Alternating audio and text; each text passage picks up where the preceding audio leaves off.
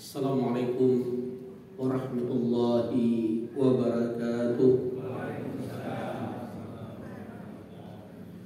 Bismillahirrahmanirrahim. Assalatu wassalamu ala asyrafil anbiya wal mursalin wa ala alihi wa ashabihi ajma'in. Amma ba'd. Ma'asyiral muslimin wal muslimat, bapak-bapak, ibu-ibu, jemaah pengajian Masjid Al-Falah rahimanillah.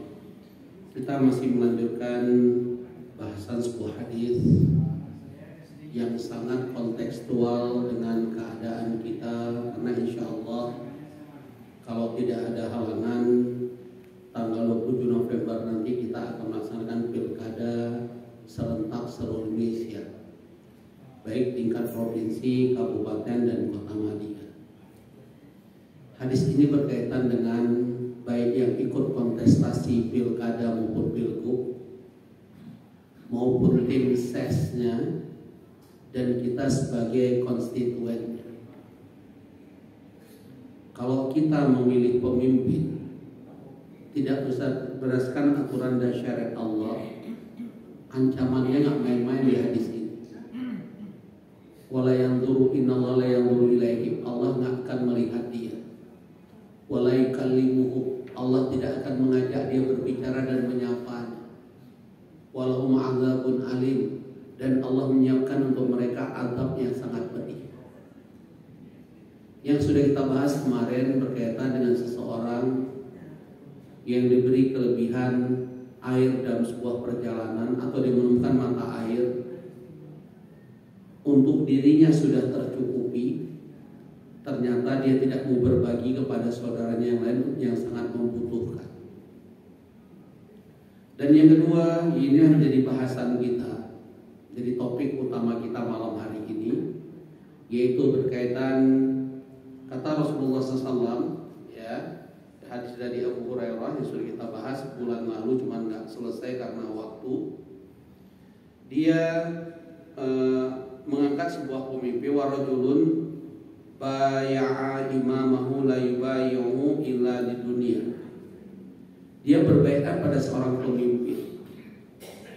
Dia memilih dari 5 kontestan calon wali kota Bogor itu karena berkaitan dunia. Karena dia berharap kalau pemimpin terpilih dia mendapatkan jabatan tertentu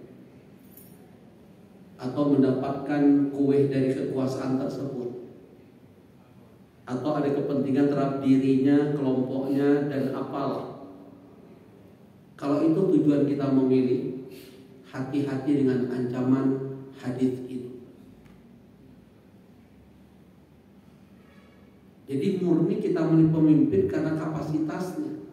Apalagi untuk Bogor ini kita sangat berharap, ingat loh, Perda LGBT itu sudah disahkan lewat anggota DPRD sejak tahun 2021. Tapi zaman Pak Bima tidak ada perwalinya.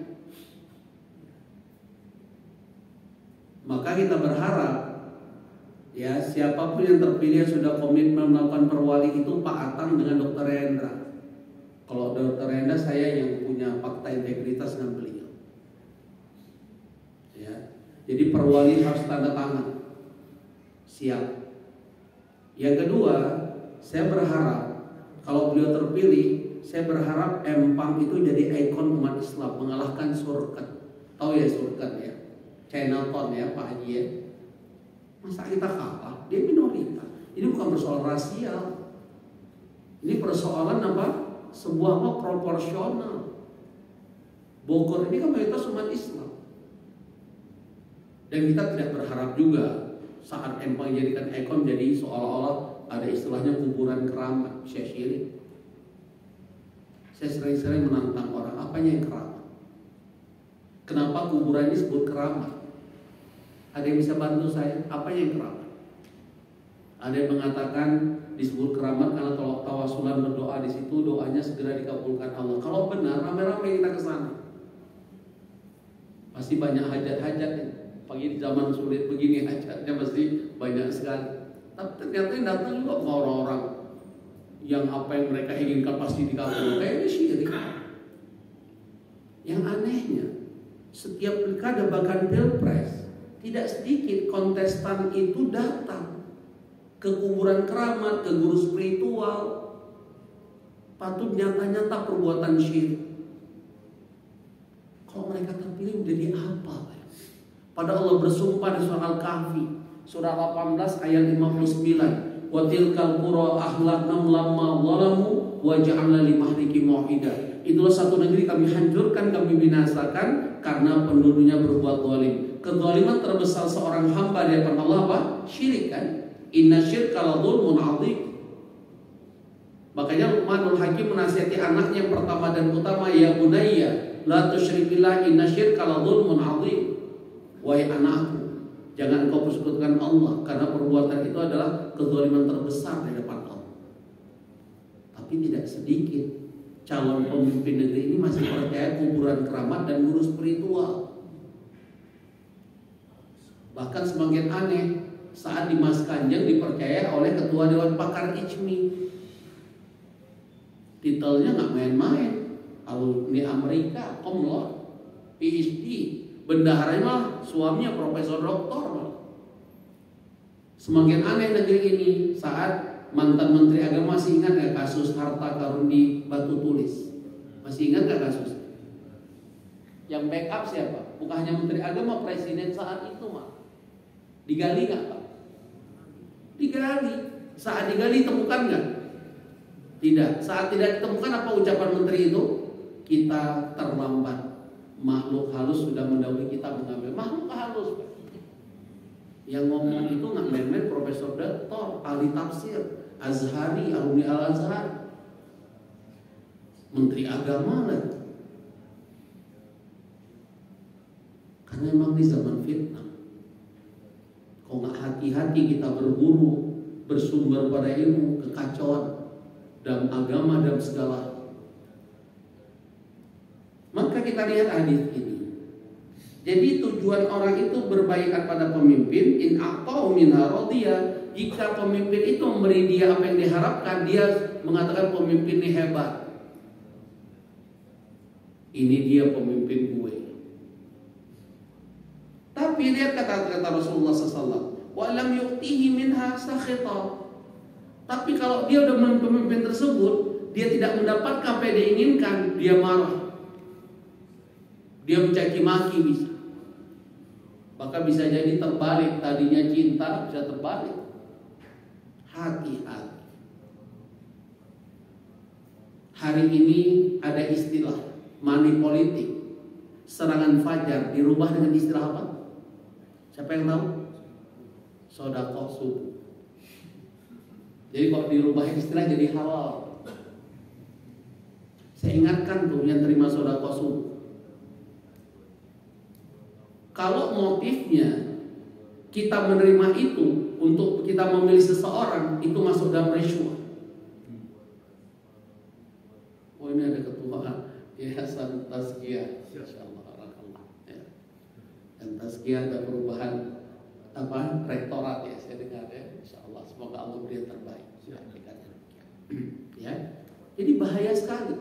Saya jadi ingat waktu saya silaturahim ada satu hal ketemu Pak Zulhas di rumah dinas Kementerian Chandra Wijaya itu, langsung sampai saya hafal gestur wajah beliau sambil pegang kepala. Ustadz, ini zaman transaksional. Saat itu saya ditemani Pak Giani, mantan wali kota kita, ada satu urusan kan. Ini zaman transaksional. Sampai beliau mengatakan kalau kader saya nggak punya kos politik nggak usah maju, capek-capek badan. Begitu.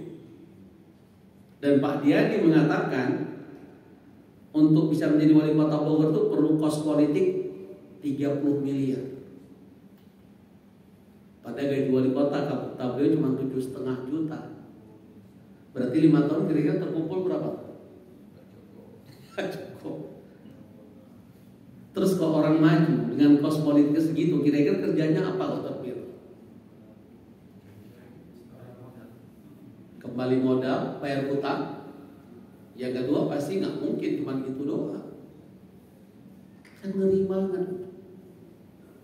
Padahal kita tahu bagaimana ancaman Rasulullah SAW ar-rashi wal murtashi finnar. Penyogok berarti kontestan.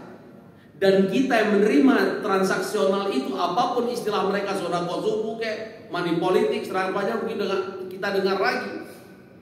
Itu hati-hati, sama-sama dalam neraka. Bahkan di hadis ini ditegas lagi, Allah nggak akan menyapa, nggak akan melihat, dan Allah siapkan azab sangat pedih. Makanya pentingnya kita memilih pemimpin sesuai dengan SOP Allah dan Rasulnya. Saat Allah menjelaskan dalam surah Al-Baqarah kenapa Allah memilih Talut, sempat mendapatkan reaksi keras dari masyarakat. Saat Nabi tersebut, utusan Allah menyatakan Allah memilih Talut sebagai raja kita. Reaksi masyarakat nggak bisa. Siapa Talut? Nggak punya kapasitas karena kiri, bla bla bla.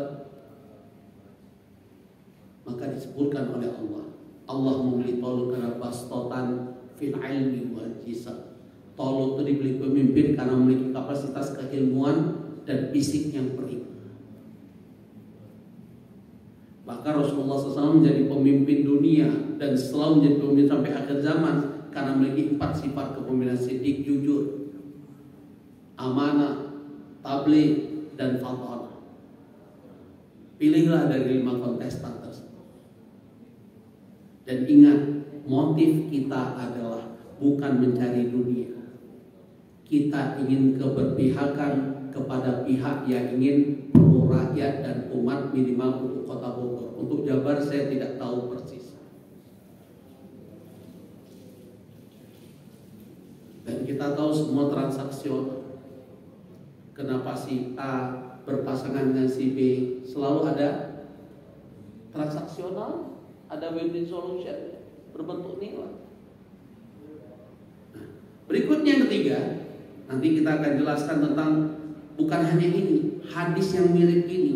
Dan semua hadis sahih itu ada 16 golongan yang dilaknat Allah, yang posisinya sama seperti hadis yang sudah kita baca terakhir saat antara adzan dan iqamah itu. Ada 3 golongan yang lain, termasuk di hadis ini seseorang yang berjualan. Di hadis ini disebutkan di waktu asar, karena orang ini berharap kalau waktu asar mendekat maghrib nanti, sehingga barang dagangannya atau apa yang ditawarkan kepada konsumen tidak kelihatan aib-aib dan celah. Bahkan lebih parah orang ini, dia bersumpah atas nama Allah supaya barang dagangannya laku. Demi Allah, mobil saya nggak pernah ketabrak. Padahal udah dibawa ke mana? Apa namanya itu? Urut apa? Ketok magic. Nah, dia bersumpah berat. Kenapa di hadis disebutkan tentang asar? Selain tadi persoalannya orang menunggu kapan matahari terbenam sehingga tidak kelihatan, atau kalau asar itu agak samar-samar sudah karena matahari menjelang terbenam. Yang kedua, kenapa dilaknat? Karena asar itu pergantian malaikat pagi siang menuju malaikat malam, sehingga menjadi waktu yang istimewa. Makanya Allah sebutkan tentang sholat, hafidhu ala sholawati wa sholatil wusta wa qumu lillahi qanitin. Jagalah sholat-sholat termasuk sholat wusta. Apa itu sholat wusta? Sholat asar. Ayo bawa pensiun. Yang paling berat kita ke Masjid Al-Falah ini saat sholat subuh atau sholat asar berjamaah. Yang paling minim jumlah jamaah kita Pak Syarifudin itu subuh atau asar? Yang paling minim asar. Pada kemana? Di kantor. Kalau Sabtu Ahad kantor apa tuh Sabtu Ahad? Ayo, jawaban yang jujur apa? Kenapa asar berat? Kok dinas? Kan Sabtu Ahad mana di dinas? Karena banyak kita tidur. Kalau udah tidur asar tuh bablas. Kalau cuman bablas saja karena memang ketiduran, Allah maafkan. Rufi al-qalam antara. Ada 3 golongan manusia yang Allah maafkan. Salah satunya anin naim hatta yastayqidha. Orang yang tidur sampai dia bangun. Wa anis sobiyah hatta yahtalima. Anak bayi sampai dia balik. Dan wa anil majnuni hatta yaqila. Orang gila sampai dia berakal. Itu tidak kena hukum. Tapi bagaimana kalau bapak-bapak dibangunkan istrinya? Ya bangun asar, tapi kita asik banget tidur. Kira-kira gimana? Nah, ini masalah sekarang. Ya, maka diingatkan tentang sholat asar. Nah, Kesibukan di kantor juga berkaitan dengan sholat asar, hati-hati. Kan ada alasan tanggung. Nanti aja sekalian udah tanggung nih. Padahal saat kita terlambat sholat asar, secara fikih sholat kita sah. Tapi yang jadi masalah, adakah catatan kita di malaikat pergantian malaikat siang dan malaikat malam? Karena itu tugasnya malaikat siang masih sholat asar itu. Mulai malaikat malam kapan tugasnya? Maghrib, isya, subuh, itu sampai nanti asar lagi. Nah ini jadi masalah. Jadi jangan sampai kita termasuk orang muflis, bangkrut. Kemana sholat asarku ya Allah? Aku juga sholat asar, ternyata gara-gara terlambat, dia nggak dalam catatan gitu. Atau pergantian malaikatnya selain Allah makhluk. Intinya secara fikih sah, karena selama waktu sholat berikutnya belum tiba, tapi termasuk dengan hati-hati kita, fawailul lil musholli. Ya, orang yang celaka dalam sholat di antaranya apa? Alladzina hum an sholatihim sahun. Mereka yang melalaikan tentang waktu sholat. Wa iyyabillah. Nah, yang kedua, hadis yang berkaitan dengan ini yang sudah kita baca bulan lalu, yaitu Syekhun Zani. Siapa termasuk orang yang dilaknat Allah nanti? Orang tua yang masih suka zina. Ingat, zina itu kan banyak versi. Zina terberat saat gayung masuk lubang sumur. Itu ada hukumnya, disebut dengan hukum rajam atau hukum cambuk 100 kali bagi yang belum menikah. Yang sudah menikah sampai hukum rajam. Tapi zina yang lain, melihat konten-konten dan sebagainya. Bahkan di sholat jamaah udah tua terus terang bilang, Ustaz saya kalau lagi penat, lagi stres, lihat konten itu jadi semangat. Sampai ada istilah begitu. Dan dia tanya bagaimana caranya menghindari. Nah, itu begitu kan? Berikutnya ailun mustakbir, termasuk golongan yang akan dilaknat Allah, akan disapa tempat mereka ada neraka. Allah siapkan tempat, yaitu siapa? Ailun mustakbir, udah miskin sombong. Baik itu berkaitan ibadah ya, orang-orang miskin sekarang udah miskin, judi online, zina, nggak sholat, nggak puasa, ya, belum lagi sikap peragainya. Ini termasuk orang yang dilaknat Allah. Dan yang berikutnya berkaitan hadis ini, hadis yang sama ini, yaitu seseorang yang berjualan, dia bersumpah atas nama Allah. Dia nggak akan menjual barang atau membeli barang atau dia bersumpah, pada sumpahnya sumpah palsu. Bahkan sumpah palsu itu termasuk dosa yang besar, yang terbesar sesudah syirik dan durhaka pada orang tua. Bahkan saat Rasulullah SAW menyebutkan ala unabikum bi akbaril kabair, maukah aku beritahu tentang dosa besar yang terbesar? Bala ya Rasulullah, iya ya Rasulullah. Pertama, jawab Rasulullah SAW, al-isyraku billah, syirik pada Allah. Yang kedua, aququl walidain, durhaka pada orang tua. Yang ketiga, syahadatuz zur au qaulaz zur, memberi kesaksian palsu atau sumpah palsu. Apa kata sahabat? Saat Rasulullah SAW menyebutkan tentang sumpah palsu atau kesaksian palsu, itu beliau berucapnya berulang-ulang sampai sahabat dan hadis sahih berkata, laitahu sakata. Kapan beliau berhenti? Artinya apa? Beliau sangat khawatir di akhir zaman umatnya akan terjebak dengan janji palsu, sumpah palsu, kesaksian palsu. Sudah terjadi belum sekarang? Persidangan itu bisa diatur.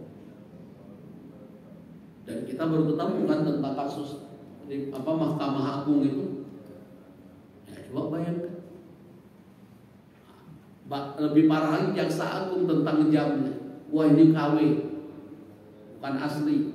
Padahal asli, begitu dicek harganya 1,5 miliar. Emang gajinya berapa? Jamnya udah segitu, Pak. Ternyata rumahnya ditemukan 100 miliar lebih dan sebagainya. Ya, ini sebenarnya kita tahu kan, itulah cara Allah. Berawal dari mana? Masalah kasus di Surabaya. Siapa namanya yang nabrak pacarnya itu? Siapa namanya? Alfia, siapa namanya? Tanur lah gitu ya. Budi Tanur atau apalah. Nah, kemarin juga tentang persekusi seorang anak oleh si yang beretnis tertentu, disuruh sujud dan menggonggong. Ini benar-benar biadab. Bahkan versi saya harusnya masuk dalam penghinaan penistaan agama. Kenapa? Rasulullah SAW memerintahkan para istri untuk taat pada suaminya. Seandainya dibolehkan, aku perintahkan istri-istri bersujud di hadapan suaminya. Tapi kan kata beliau tidak dibolehkan, betul? Datang orang itu sujud menggonggong. Dan alhamdulillah kita bersyukur sudah ditangkap. Cuma masalahnya sudah ditangkap, kira-kira boleh keluar nggak? Ini masalah. Ya tergantung KUHP itu. Ya, nah ini. Berikutnya yang berkaitan dengan ini saya ingatkan ibu-ibu di belakang. Ada tiga juga golongan manusia yang hadisnya sama seperti ini. Pertama berkaitan imam, pemimpin, yang rakyat yang dipimpinnya tidak suka dengan kezaliman pemimpin tersebut. Ini imam ini, pemimpin ini termasuk mendapatkan laknat Allah, termasuk dalam hadis yang sama. Makanya kalau kita tidak punya kapasitas sebagai pemimpin, jangan coba-coba. Berat, termasuk DKM itu pemimpin tidak. Nah, ketua DKM dan takmir boleh sharing. Sebutkan saya berdasarkan SOP perintah Allah apa tugas takmir masjid. Kalau bisa jawab semua takmir, saya siapkan kambing guling. Apa tugas takmir sesuai SOP-nya Allah. Karena saya sekarang diundang kepada keluarga dan sebagainya, karena saya di pimpinan pusat Muhammadiyah, tugas saya bagaimana menjadikan sebuah masjid Muhammadiyah menjadi makmur, memakmurkan. Ternyata persoalan hari ini takmir nggak tahu tugasnya apa. Yang paling parah, takmir lebih banyak menguasai bukan melayani jamaah. Dia menganggap masjid itu milik dia. Terus yang paling parah lagi ada takmir, kalau uang udah masuk, udah nggak mau keluar, seperti orang masuk surga nggak mau keluar lagi, sampai ada istilah begitu. Tidak sedikit takmir bangga dengan saldo, padahal gara-gara saldo mengendap tidak dimanfaatkan, itu bisa mengurangi distrust, ketidakpercayaan jamaah berinfak di masjid tersebut. Ayo Pak Zainuddin, apa tugas takmir menurut perintah Allah, SOP-nya apa? Ustaz Ahmad boleh bantu. Call the friend. Dan ada ayatnya. Sebenarnya ayatnya ini juga bukan hanya takmir masjid. Siapapun jadi pemimpin ada 4 perintah Allah. Lihat surah Al-Hajj. Saya mohon kapan sidang terbatas takmir masjid Al-Fatih dibacakan Pak Syarifuddin. Inilah tugas kita menurut perintah Allah. Yang gak mampu, saran saya mengundurkan diri. Karena tanggung jawabnya berat. Tapi kalau mampu, lihat janji Allah surah Al-Hajj ayat 40. Kenapa Allah dahulukan dulu tentang motivasi, tentang janji Allah pada seorang takmir pemimpin kok sesuai SOP Allah, supaya menjadi motivasi. Oh ternyata kalau aku memakmurkan masjid, jadi takmir masjid Al-Falah, aku jalankan sesuai dengan SOP-nya Allah, standarisasi yang telah Allah tetapkan. Coba di Al-Hajj 40. La yansurunallah man yansuruhu. Allah akan menolong takmir, akan menolong orang tersebut karena orang tersebut menolong agama Allah. Dan hadis kudusi disebutkan Allah punya rumah di muka bumi. Siapa rumahnya Allah? Apa rumahnya Allah di muka bumi? Masjid. Dan Allah punya kekasih di muka bumi. Siapa kekasih Allah? Yang memakmurkan masjid. Jadi takmirnya kekasih Allah. Tempat di muka bumi yang sangat dicintai oleh Allah apa? Masjid. Yang sangat dibenci oleh Allah apa? Pasar. Semoga kita hafal ya, doa masuk pasar dan mall karena dapat 3 juta Pak. Hadis riwayat Muslim, 1 juta Allah ampuni dosa, 1 juta Allah angkat derajat, 1 juta Allah beri rahmat. Siapa yang tahu doa masuk pasar atau mall? Zikir, ini berkaitan zikir bukan doa. Zikir masuk pasar atau mall apa? Atau minimarket? Ada yang apa? Dapat 3 juta dari Allah, bukan dari saya. La ilaha illallah wahdahu la syarikalah lahul mulku walul hamdu yuhyi wa yumitu. Sampai sini hafal ya. Tambahannya cuma sedikit. Wa hayyu la yamutu Huwa hayyu la yamutu biyadil khair. Di sisi Allah lah segala kebaikan. Wa huwa ala kulli syai'in qadir. Dan Allah Maha berkuasa atas segala sesuatu. Hafal Bapak Ibu, saya ibu nih sering masuk minimarket, pasar, belanja. Sesudah yuhyi wa yumit, apa tambahan tadi? Huwa hayyu la yamutu. Artinya huwa hayyu, dia Allah yang maha hidup tidak pernah mati. Biyadil khair, di tangan Allah lah segala kebaikan. Baru langsung wa huwa ala kulli syai'in qadir. Udah hafal? Nah, biar hafal nanti sengaja ke minimarket beli peniti kayak apa, kayak yang murah-murah, yang penting dapat 3 juta malam. Contoh demikian. Tapi qadarullah, saya yang hafal begitu masuk minimarket apa, seolah kadang-kadang dilupakan oleh Allah. Kenapa? Karena pasar minimarket mall itu adalah sumbernya setan. Setan yang paling senang di 3 tempat, ingat, kamar mandi. Yang kedua apa? Pasar. Yang ketiga apa? Jalan. Jalan aja ke minimarket udah setan. Masuk minimarket udah setan lagi. Makanya lupa itu zikir itu. Ya jujur saya hafal itu. Sering lupa aja daripada ingat. Padahal dapat 3 juta. Siapa di ruangan ini gajinya per hari 3 juta, angkat tangan? Boleh juga angkat kaki. Ya, berarti sebulan 90 juta. Mungkin ada yang mau angkat tangan. Ya, gimana Pak Ketua Yayasan? Ada gaji 90 juta jadi Ketua Yayasan. Ya, jadi dengan zikir ini wa yuhyi wa yumitu hayyu la yamutu biyadil khair wa huwa ala kulli syai'in qadir. Yang kedua, wanita yang meninggalkan ranjang dan rumah suami tidak ridho atau murka pada wanita ini. Ini termasuk wanita yang akan dilaknat oleh Allah. Dan yang ketiga, qati'u silaturrahim, yang memutuskan tali silaturrahim. Berikutnya saya bacakan beberapa hadis supaya kita tidak termasuk golongan yang mendapatkan laknat Allah, termasuk orang yang menyembelih untuk selain Allah. Ini insya Allah kita enggak, tapi ada aja. Bahkan ditemukan dan dibawa di salah satu instansi kepala dinas, begitu dia diganti oleh kepala baru, dicium di ruang bau bangkai. Ternyata dicek di bawah kursi pejabat lama, dibongkar, ditemukan kepala kerbau di dalam. Saat ditanya, kenapa Bapak tanam? Supaya jabatan saya langgeng. Ini percis. Ternyata di Bogor masuk dalam koran. Ya, itu contoh demikian coba. Ya. Nah, berikutnya, orang yang melindungi pelaku maksiat dan pelaku bid'ah, hati-hati. Kemaksiatan tidak boleh kita lindungi. Karena termasuk golongan yang akan enggak disapa Allah, Allah siapkan azab yang sangat pedih. Termasuk perbuatan-perbuatan bid'ah yang enggak ada tuntunan, kita biarkan. Padahal kita ada kemampuan untuk melakukan. Makanya kemarin saya cuma memberi saran, putusan pada DKM. Karena sudah berapa jemaah dan saya juga, karena saya khotib kemarin Jumat di sini, ya seharusnya pengumuman-pengumuman itu nggak usah.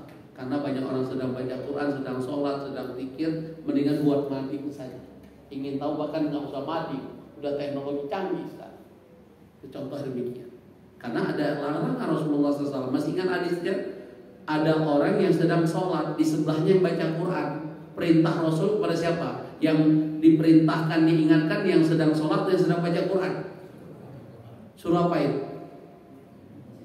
Rendahkan suara. Karena suaramu mengganggu khusyuknya orang sholat. Saya sudah sampaikan. Ya Pak Zarfudinnya, tinggal putusannya itu tugas saya sudah menyampaikan. Karena ada jamaah sampai kejar saya, Ustaz tolonglah sampaikan lewat kajian Ustaz. Oh iya, karena saya juga baru khotib lama kan, setahun cuma 2 kali, udah lupa gitu kan. Baiklah demikian. Ya tugas saya sudah menyampaikan. Wa ma'alaika ilal balagh. Tugas DKM hati-hati dengan hadis. Tidak boleh melindungi perbuatan bid'ah dan pelaku maksiat. Nanti kita bacakan dalil. Yang keempat, orang yang merubah batas tanah. Hati-hati ini. Ustaz cuma dikit doang, ini masalah. Bahkan orang-orang yang mengambil batas tanah itu nanti tanah yang diambil tanpa haknya, tanah lebih itu akan dikalungkan di lehernya di hari kiamat. Hati-hati. Saya bacakan hadis. La'anallah man dhabaha li ghairillah, orang yang menyembelih selain Allah. Wa la'anallah man awa muhadditsan, yang tadi melindungi orang yang melakukan bid'ah, perbuatan bid'ah dan maksiat, muhadditsan. Wa la'anallah man la'ana walidayhi, termasuk orang yang melaknat kedua orang tuanya. Bagaimana? Kita bercanda melaknat saudara kita, dasar lo anak tukang becak. Misalnya nih, dasar lo anak si Mulyono, misal. Sampai dia pakai kaos gue anak Mulyono, misalnya gitu kan. Tapi kan itu kan nggak terlalu lah. Nggak. Tapi kok dasar anak tukang becak, dasar kamu anak buta, anak pembantu. Nah, orang yang kita caci maki itu membalas. Perbuatan itulah tanpa kita sadari, kata Rasulullah SAW, kita telah melaknat kedua orang tua kita. Dan itu perbuatan dosa besar dan Allah melaknat perbuatan. Hati-hati. Mungkin nggak istri saking marahnya istri, dasar lo anak ini. Si istri balas, emang lo anak siapa? Udah lengkap itu. Nah, itu contoh ya. Jadi marah pakai kontrol diri. Wala'anallah man ghairal manar, hati-hati. Termasuk yang anak Allah merubah batas tanah. Coba cek lagi tuh, buat pagar kena tanah tetangganya. Hati-hati itu yang berubah-ubah. Termasuk hal-hal yang lain apa saja ya berkaitan dengan tanah. Berikutnya yang akan dilaknat Allah, orang yang mengkonsumsi sesuatu yang memabukkan, kita tahu khamar, dan menjadi penyokongnya. Ada berapa penyokong? Ada 10 penyokong berkaitan dengan khamar. Ini termasuk kaitan dengan khamar itu apa? Rokok. Yang jual rokok, yang merokok, yang apa? Produser rokok. Kita lihat sekarang. Rasulullah SAW melaknat dalam khamar 10 hal. Yang memerasnya, berarti yang memfasilitasinya. Yang kedua, yang mengambil hasil perasannya, yang meminumnya, yang mendistribusikannya, yang memesannya, yang menuangkannya. Mana tahu ada anak kita, alhamdulillah, atau siapa kerja di bar yang ada khamarnya. Ustadz, saya nggak minum, cuma tuang doang. Itu termasuk. Ya, mana tuh kerja di kapal asing, kapal pesiar. Justru Ustadz, kalau tuang khamar itu banyak tipsnya Ustadz. Cepat kaya. Ya, ada yang lebih parah. Ustadz, saya kerja 5 tahun, sesudah itu saya taubat, bisa diterima Allah nggak Ustadz? Diterima. Cuma pertanyaannya, saat kerja 5 tahun datang ajal, sedang mengang khamar, gimana tuh? Kan nggak begitu. Pada saat kita tahu perbuatan dosa, harus segera kita tinggalkan, yang kita tunda-tunda. Maka perintah Allah pada surat Ali Imran ayat 133, wasari'u ila maghfiratin min rabbikum, segera mohon ampun. Dalam ayat ini wasabiqu ila maghfiratin, bersegeralah untuk mohon ampun. Disuruh segera. Datang kita 5 tahun Ustaz, Allah tahu niat saya. Begitu dapat uang nanti baru saya tobat. Saya sedekah banyak-banyak. Nauzubillah, ya. Yang tadi menuangkannya, yang menjualnya, yang memakan hasil penjualannya, yang memberi secara langsung, yang membeli secara langsung, dan yang ke-10 yang membelikan untuk yang lainnya. Hati-hati kontraktor atau siapapun yang mendapat proyek. Ustaz, saya nggak pernah main perempuan, tapi bos-bos tuh minta dilayani. Saya dosa nggak Ustaz? Sama ya. Kok nggak begitu Ustaz, nggak ada proyek? Hati-hati. Kenapa tadi saya menyebutkan tentang rokok? Saya mau nanya, fatwa rokok terbaru itu makruh atau haram? Haram. MUI keluarkan fatwa, Majelis Tarjih Muhammadiyah keluarkan fatwa. Hanya kelompok sebelah tetap makruh. Cuman arti makruh itu apa? Sesuatu yang dibenci, betul? Karaha makruhan. Yang benci siapa? Allah. Bayangkan, ya. Nah, terus lanjut. Jadi sudah 10 tentang orang-orang berkaitan khamar dan semisal dengannya. Siapa lagi yang dilaknat Allah ini? Na'udzubillah, yang memakan riba dan menolong dalam terlaksananya transaksi riba. Catat, ingat, ada 4 golongan berkaitan riba sama dosa. Pertama, la'ana Rasulullah SAW akilur riba, yang makan harta riba, berarti yang kerja di lembaga ribawi. Wa mukiruhu, yang mendukung transaksi riba. Kita nggak kerja tapi pendukung, ikut dalam sebagai nasabah atau pinjam uang dari atau apapun, itu namanya mukiruhu. Apalagi wakatibuhu, yang mencatat transaksi ribawi. Makanya dengan izin Allah, banyak notaris dapat hidayah, mereka telepon saya, Ustaz, saya sudah meninggalkan transaksi yang mengandung unsur riba. Sebulan kemudian saya tanya ibu ini jamaah, gimana Bu? Sekarang begini, kalau Ustaz nanya penghasilan saya menurun drastis jauh, tapi kalau Ustaz nanya kebahagiaan, saya lebih merasa barokah dan bahagia. Karena tidak sedikit notaris memang dapat penghasilan dari transaksi riba. Lewat apa? Kredit rumah, penjual-penjual gitulah. Ya. Dan banyak yang hijrah, bersyukur. Tapi tidak sedikit mereka curhat. Ustaz gimana ya? Nggak usah gimana-gimana, tawakal pada Allah. Kucing aja sekali lahir anaknya 5. Pernah lihat nggak kucing galau? Cicak aja rezekinya nyamuk, cicaknya nggak bisa terbang, nyamuknya lincah terbang. Pernah dengar nggak, Pak Dokter? Breaking news, seekor cicak mati bunuh diri, pernah dengar? Atau pernah lihat nggak cicak kurus kering? Kecuali cicaknya kejepit pintu. Inilah kita hari ini nggak percaya dengan rezeki Allah. Padahal kita ini masih hidup, kenapa? Kenapa? Karena rezeki kita belum habis. Tapi yang membuat kita sholat nggak khusyuk berkaitan apa? Rezeki kan. Yang membuat kita selalu bengong berkaitan apa? Rezeki kan. Padahal rezeki sudah dijamin oleh Allah. Kita ini hidup minimal sampai malam ini karena rezeki kita belum habis. Kalau udah habis lagi duduk meninggal. Ya tanpa sebab.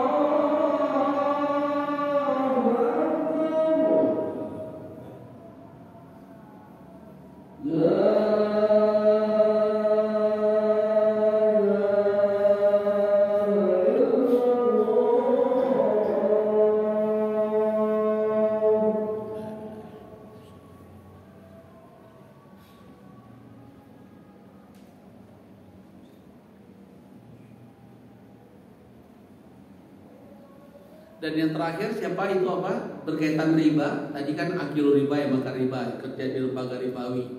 Wa mukilu yang mensapot sistem ribawi. Wa katibuhu yang mencatat transaksi riba. Dan yang keempat, notaris tadi katibu yang mencatat. Satu lagi, wa syahidaihi yang memberi kesaksian atau ikut dalam saksi. Ya, kalau kita pinjam ke bank, suami istri wajib tanda tangan nggak? Apa kata ibu-ibu? Yang nyuruh suami ustaz kena.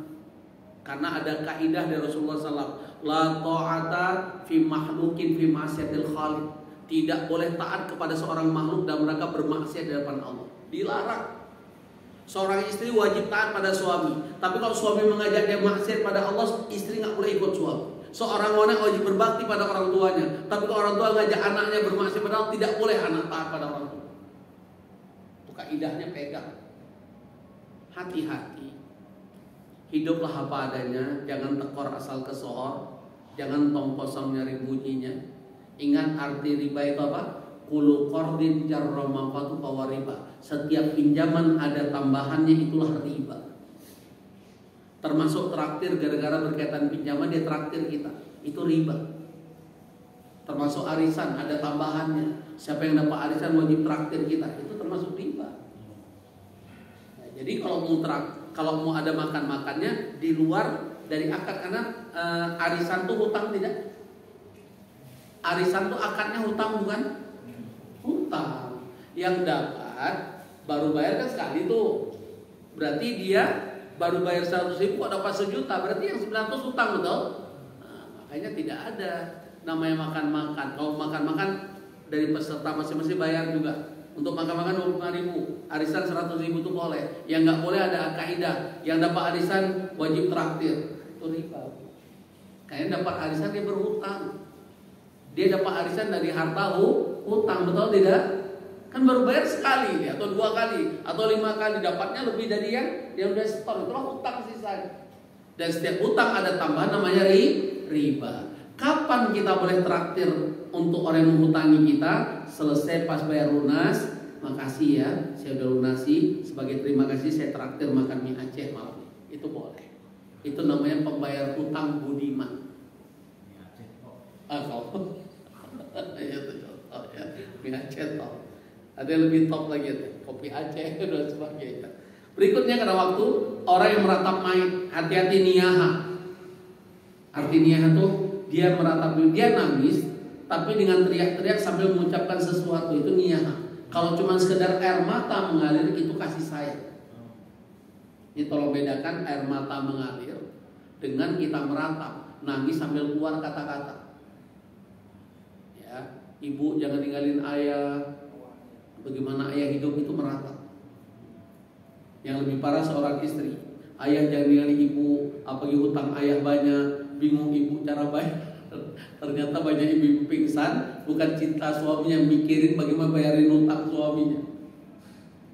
Kasihan, mengapa pingsan-pingsan? Saya pikir cinta banget, ternyata bukan ustaz, suami saya banyak hutang. Astagfirullah. Itu contohnya ya. Hati-hati yang berhutang. Yang berikutnya orang memberi suap, dari tadi ar-rashi wal murtasyifinna, yang memberi sogokan, pilih saya, yang terima sogokan. Yang paling parah karena rakyat transaksional diajarkan. Si A diterima 100.000, si B bayar 150, si C 2 semua diterima. Nyoblos yang mana? Yang paling banyak Ustaz. Ada yang lebih parah, supaya adil saya coblos semuanya, karena saya terima 3-3. Nah, coba ya. Ya, riswah itu namanya. Terus berikutnya pria menyerupai wanita dan wanita yang menyerupai pria. Hati-hati, jangan sampai anak kita masuk dalam kategori LGBT, berpandangan yang aneh-aneh, ke perempuan-perempuan yang laki-laki dan yang perempuan ke laki-lakian. Ini termasuk yang dilaknat Allah, termasuk nggak akan disapa orang. Ya, al-mutasyabihuna minar rijal bin nisa wal mutasyabbihat minan nisa bir rijal. Ya. Kemudian siapa lagi? Ya.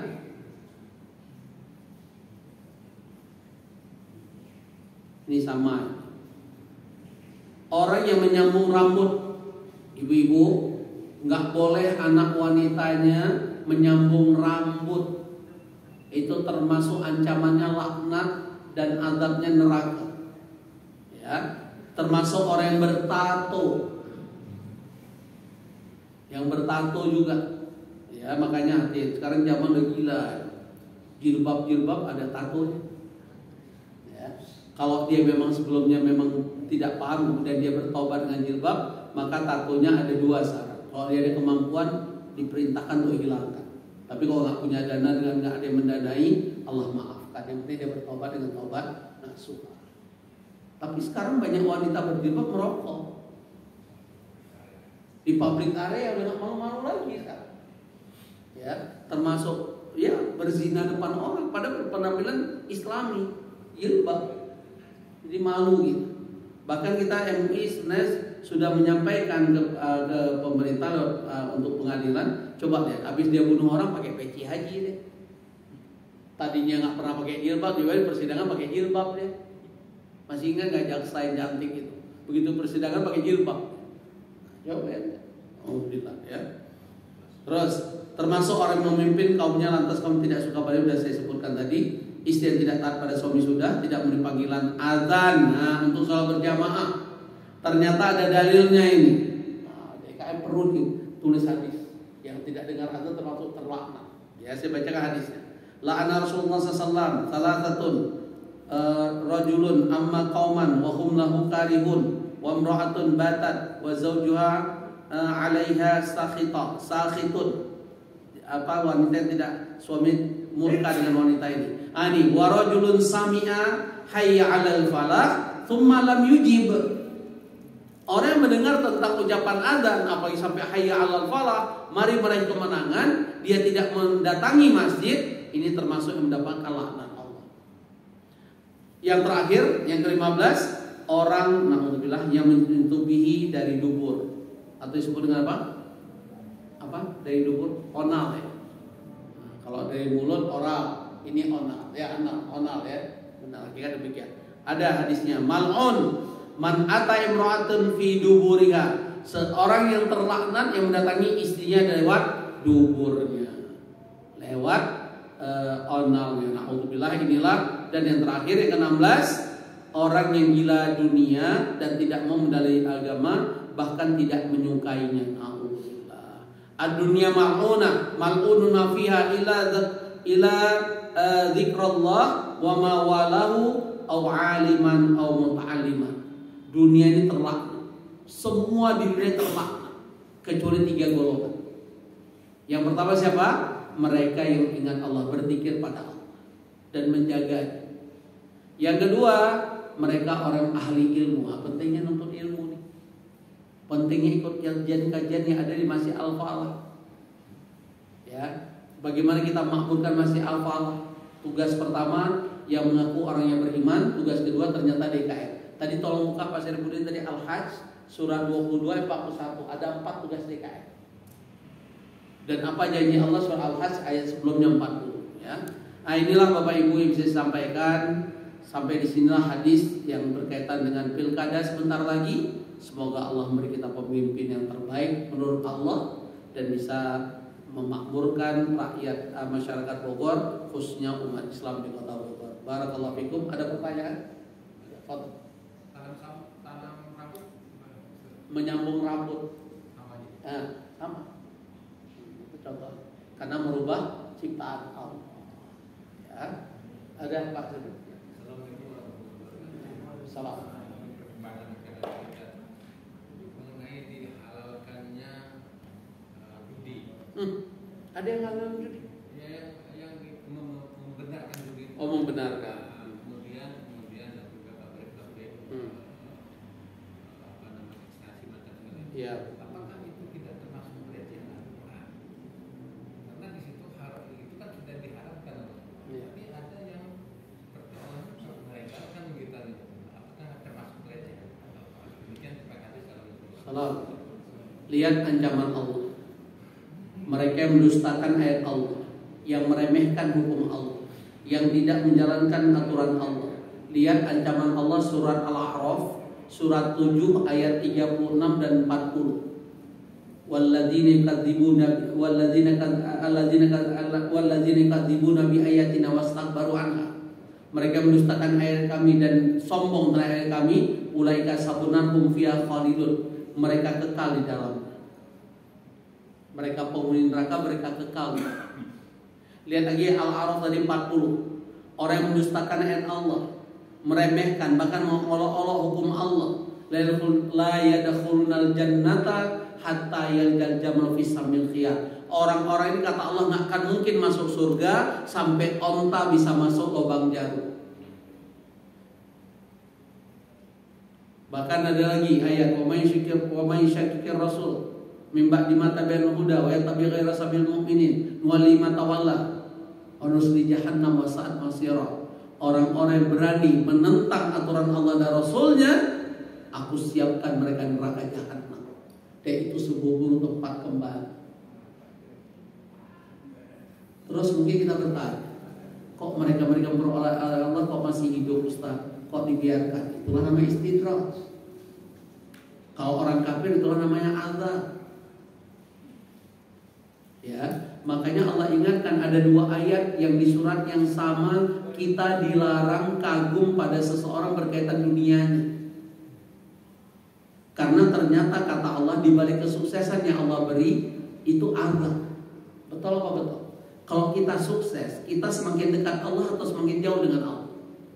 Saat jauh dengan Allah itu azab atau rahmat? Padahal kita ingin sukses. Bahkan doa kita porsinya minta banyak sukses dunia atau akhirat. Yang dalam khutbah saya untuk dunia ada istilah banting tulang, kepala jadi kaki, kaki jadi kepala, bahkan ada kelompok tertentu menghalalkan segala cara. Dan kita lupa. Buka surah At-Taubah ayat 55. Fala tu'ajibka amwaluhum wala auladuhum innama yuridullah liyu'adzibahum biha fil hayati dunya wa tazhaqa anfusuhum kafirun. Orang-orang yang mengejar kesuksesan dunia, kita dilarang mengaguminya karena di balik kesuksesan kata Allah ada azab. Kalau kita sukses sering di rumah atau jarang di rumah? Saat jarang di rumah itu rahmat atau azab? Dan puncaknya wa tazhaqa anfusuhum kafirun, tidak sedikit orang sukses itu dia mati dalam keadaan kufur. Baca At-Taubah 55 dan 85. Ketemu ayat ini semenjak itu saya hilang rasa iri dengki siapa. At-Taubah ayat 55 dan 85. Pegang dia. Dan 55. Sehingga udah hilang hasad iri dengki. Ya, sudah timbul jiwa qanaah. Besok kajian saya di Al-Ghazi tentang menghadirkan sifat qanaah dalam rumah tangga. Saya ba'da syukur. Saya nggak tahu kenapa ada yang mengusulkan tema ini. Dalam benak saya sudah banyak ibu-ibu nggak sabar dengan keadaan. Bahkan si istri seorang jenderal bintang 3 khusus, Ustadz ternyata bintang 3 itu pensiunnya nggak sampai 5 juta. Saya dikasih per bulan 1,5, jajan 700. Terus masuk ibu apa ya? Minta cerai. Diam. Jangan coba-coba minta cerai. Ibu sehebat apapun ibadah nggak akan cium aroma surga. Langsung diam. Jadi besok kita akan bahas menghadirkan jiwa qanaah dalam rumah tangga. Karena banyak perceraian berkaitan dengan apa? Ekonomi sekarang. Na'udzubillah. Subhanakallahumma wa bihamdika asyhadu an la ilaha illa anta astaghfiruka wa atubu ilaik. Assalamualaikum warahmatullahi wabarakatuh.